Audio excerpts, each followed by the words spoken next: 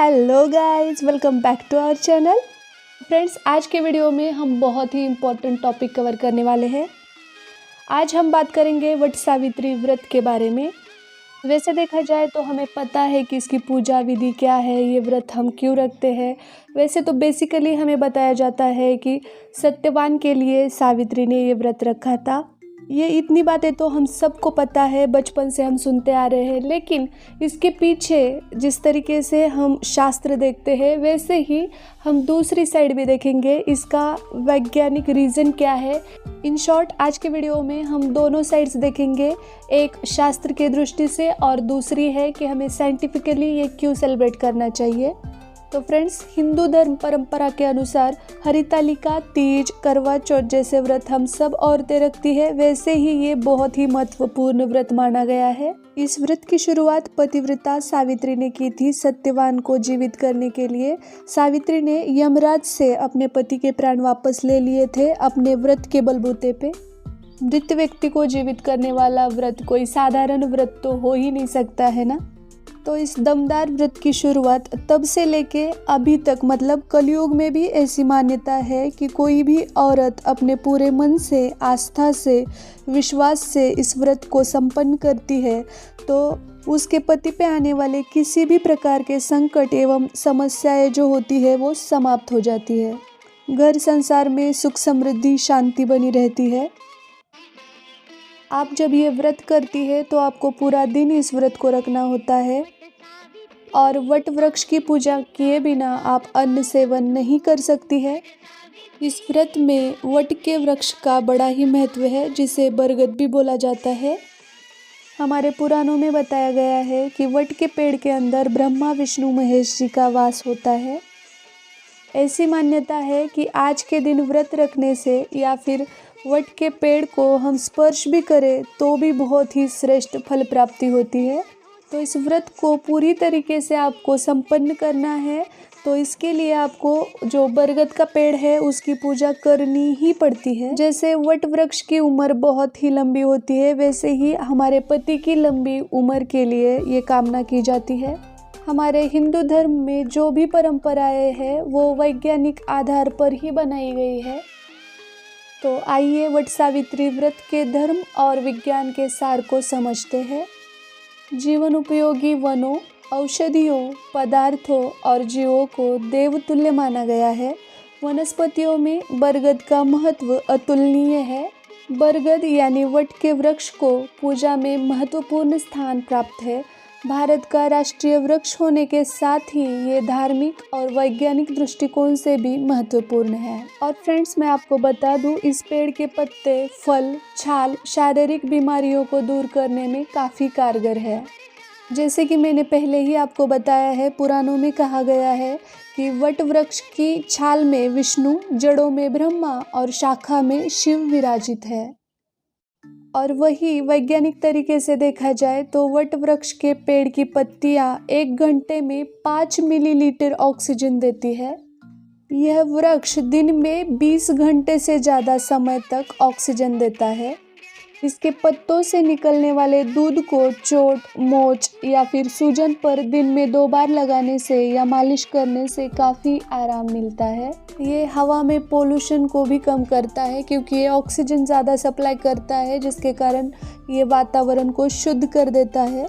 दोस्तों, प्राचीन काल में मानव ईंधन और आर्थिक ज़रूरतों को पूरा करने के लिए लकड़ियों पर निर्भर रहता था। लेकिन बारिश का जो मौसम है वो पेड़ पौधों को फलने फूलने के लिए सबसे अच्छा समय माना जाता है। साथ ही अनेक प्रकार के जहरीले जीव जंतु जंगल में घूमते हैं, इसीलिए मानव जीवन की रक्षा और वर्षा काल में वृक्षों को कटाई से बचाने के लिए ऐसे व्रत विधान धर्म के साथ जोड़ दिए गए, ताकि वृक्ष भी अच्छे से फले फूले और उससे जुड़ी ज़रूरतों की अधिक समय तक वो पूर्ति करते रहे। दोस्तों, इस व्रत के व्यवहारिक और वैज्ञानिक पहलू पर गौर करें तो इस व्रत की सार्थकता दिखाई देती है। साइंटिफिकली देखा जाए तो ये प्रूफ हो चुका है कि इस वट वृक्ष में कुछ ऐसे गुणधर्म होते हैं, कुछ ऐसी एंटीऑक्सीडेंट प्रॉपर्टीज़ पाई जाती है जो इस वट वृक्ष के आसपास के वातावरण में मौजूद होती है।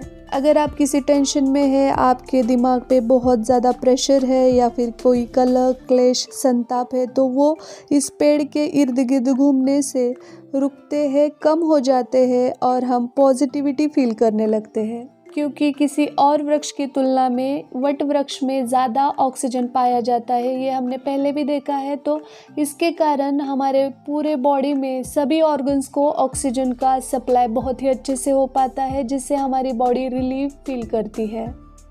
तो फ्रेंड्स, ये तो हमने देख लिया कि हमारी परंपराएं क्या कहती है, विज्ञान क्या कहता है। लेकिन अब हम ये देखेंगे कि विज्ञान को परंपरा के साथ क्यों जोड़ा गया। तो पुराने ज़माने में लोग भगवान को बहुत ज़्यादा बिलीव करते थे, भगवान को बहुत ही मानते थे।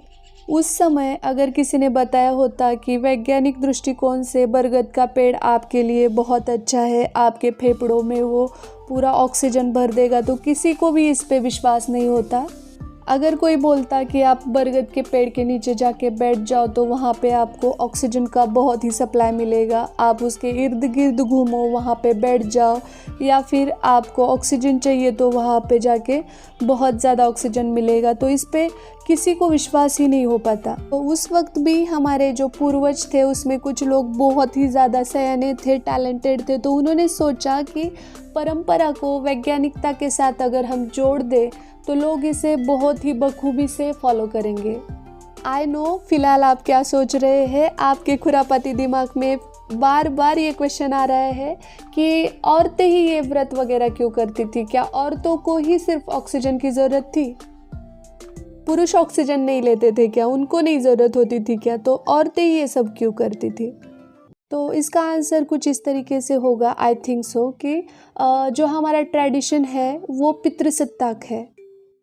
प्राचीन काल से हमारे भारतवर्ष में पितृसत्ताक परंपरा रही है। औरतें घर का चूल्हा चौका, बच्चे संभालना, ये सब करती थी, और जो पुरुष है वो बाहर से कमा के लाते थे और घर चलाते थे। इस तरीके का कुछ ट्रेडिशन हमारा रहा है। तो उस समय भी पुरुषों के लिए ऐसी व्यवस्था की गई थी कि उनको पूरा पूरा ऑक्सीजन मिले, और उसकी सुविधा ये थी कि वो गांव के बीचों बीच में एक पेड़ हुआ करता था बरगद का, और उसके वहाँ पे बैठने की व्यवस्था थी। उसको हम मराठी में वडाचा पार ऐसे बोलते हैं। अभी भी किसी किसी गांव में ये पार अभी भी सही सलामत मौजूद है। तो लगभग गांव के सभी पुरुष लोग सुबह स्नान संध्या करने के बाद वहाँ पे जाके पार पे बैठते थे और अपना काम का जो डिस्कशन है, प्लान है, वो वहाँ पे अपने फ्रेंड्स दोस्त लोगों के साथ शेयर करते थे। और फिर शाम का खाना खाने के बाद फिर से वो वहाँ पे जाके बैठते थे। मतलब उनको बहुत ज़्यादा बाहर जाने के चांसेस थे, या फिर उनको वट वृक्ष के आसपास रहने का मौका भी मिलता था। लेकिन हमारी जो औरतें थी उनको पुरुषों की तुलना में घर से बाहर उतना ज़्यादा निकलने के चांसेस कम थे। तो कुछ इस तरीके की व्यवस्था बनाई गई कि औरतें अपने घर से बाहर निकल पाएँ, औरतों को कुछ समय कुछ वक्त वहाँ पे बिताने को मिले। इसीलिए ये नियम बनाया गया कि आपको 7 जन्मों के लिए 7 प्रदक्षिणा लेनी है। तो इस पूजा में सभी ऑस्पिशियस चीज़ों को शामिल कर दिया गया, जैसे कि आरती यानी दिया है, उसी के साथ फल है, नारियल, अगरबत्ती, धूप, अक्षता है, जैसे कि हल्दी कुमकुम है।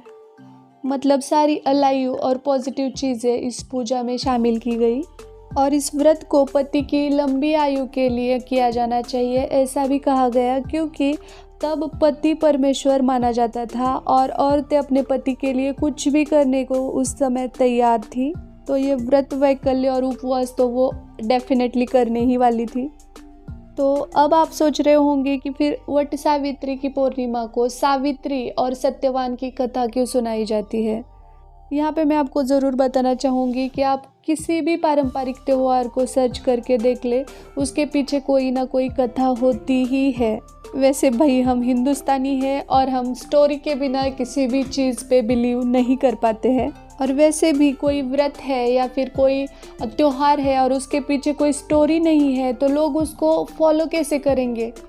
इस व्रत को हमारे दादा दादी परदादा परदादी मतलब सब लोग बहुत पहले से करते आ रहे हैं, हम अभी भी कर रहे हैं और हमारे नेक्स्ट जनरेशन के लिए हमें कुछ बताना है तो उसके लिए स्टोरी तो चाहिए ही। तो यहाँ पे बहुत ही अहम रिश्ते पे काम किया गया पति और पत्नी के, और इसके बीच का जो समर्पण है, निष्ठा है, त्याग है, वो सब इसमें दिखाया गया और सावित्री और सत्यवान को हमारे सामने प्रस्तुत किया गया ताकि हम भी कुछ इस तरीके से अपने रिश्ते को आगे निष्ठा के साथ निभाएं। तो दोस्तों, ये थी मेरे खुरापाती दिमाग में की उपज और मेरा पॉइंट ऑफ व्यू। आपका क्या कहना है इस वट सावित्री पूर्णिमा के बारे में, वो भी मुझे डिस्क्रिप्शन बॉक्स में बताइए। वीडियो पूरा देखने के लिए थैंक यू सो मच। अगर आपको ये वीडियो पसंद आती है तो वीडियो को लाइक कीजिए, शेयर कीजिए अपने फ्रेंड्स और फैमिली के साथ और सब्सक्राइब करना ना भूलें। बहुत ही जल्दी मिलेंगे एक और नई वीडियो के साथ, तब तक के लिए जय हिंद, जय महाराष्ट्र।